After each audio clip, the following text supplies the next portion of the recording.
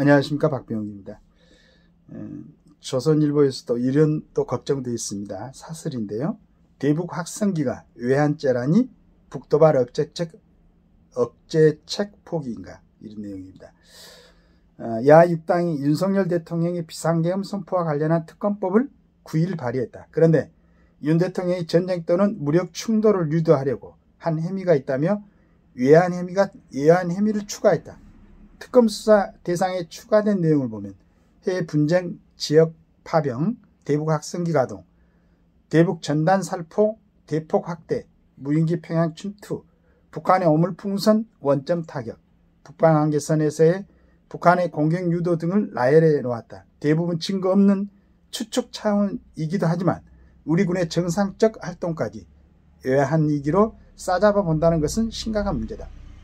구속된 노상원 전 정보사령관 수첩에는 NLL 북방한계선이죠.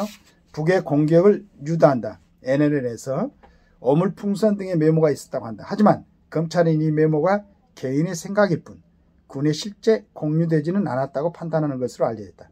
민주당에서는 윤 대통령이 무인기 평양 침투를 지시했고 김용현 전 국방부 장관이 어물풍선 원전 타격을 지시했다는 의혹도 제기하고 있다.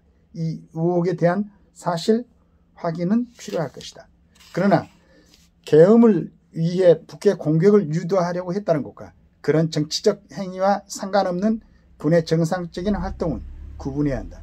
북한이 무인기로 서울 하늘을 휘젓고 어물풍선을 대량으로 날려보내는 상황에서 우리가 가만히 있다면 북의 도발 의지를 더 키우게 될 것은 명백한 일이다. 우리 군도 모든 대응책을 고려해야 하고 그렇지 않으면 군대도 아니다. 특히 대북 확성기 가동과 대북 전단 살포 등을 외환 애무에 포함시킨 것은 납득할 수 없다. 핵, 미사일 등 각종 도발을 하는 북이 가장 두려워하는 것이 대북 확성기와 대북 전단이다. 북한 주민이 진실을 알게 되면 김정은은 생존할 수 없기 때문이다. 더구나 대북 확성기 가동은 북한의 어물풍선 살포에 대응하기 위해 공개적으로 이루어진 조치였다. 우리가 스스로 손발을 다 묶으면 김정은은 제일 좋아할 것이다. 북한 핵무기 준비되어 있죠. 뭐 이제 누구나 뭐 인정할 수 있는 그런 그 단계까지 와 있는 것 같은데 거기에 이제 그 비대칭 전력에서 강한 무기인데 우리는 핵무기를 가질 수 없으니까 그걸 아마 이제 대북 확성기로 그 다음에 대북 전단으로 하는 모양인데 이것도 아마 이제 민주당이 볼 때는 굉장히 이제 그 북한의 도발 의지를 막 그 촉발시키는 그런 위험한 행동으로 봤나 봐요. 그 다음 민주당은 해외 분쟁 지역 파병도 외환이라고 한다. 그런 파병이란 있지도 않다. 아마도 북한군이 파병된 우크라이나 군 전황 분석팀을 보낼 필요성에 대한 논의를 가리키는 것 같다. 이는 파병이 아니다. 북한이 대규모로 파병된 상황에서 우리가 현재에서 그 상황을 면밀히 파악하지 않는다면 그게 정부이고 군대인가. 만약 민주당이 집권하면 그 중대한 안보 상황에 분석팀도 보내지 않을 것인가.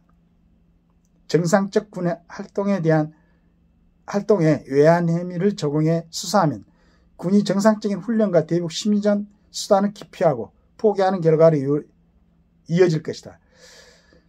이어질 수 있다. 민주당이 이것을 원하는 것이 아니라면 외환 혐의 추가는 처리하는 것이 옳다.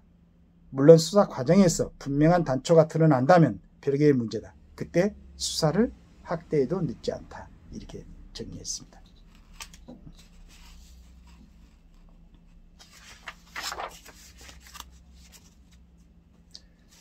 적절한 지적인 것 같아요.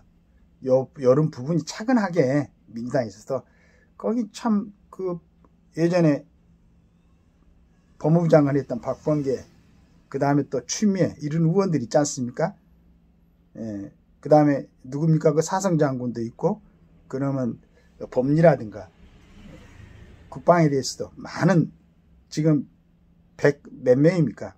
뭐 야당 6개 야당 다 합치면 192명이라고 되는데 좀 이런 지혜를 모으고 지식을 모아가지고 국가에 좀 이득이 되는 쪽으로 이렇게 좀 했으면 좋겠습니다. 네, 이런 부분 한번 다시 그 뭐 사설을 이길지 어쩔지 모르겠는데 다시 한번 생각을 해보고 좀 국민들을 안정시키고 차분하게 지금 우리 주적은 뭐 이북이 분명하니까 거기에 대해서 대응할 수 있도록 준비를 했으면 좋겠습니다.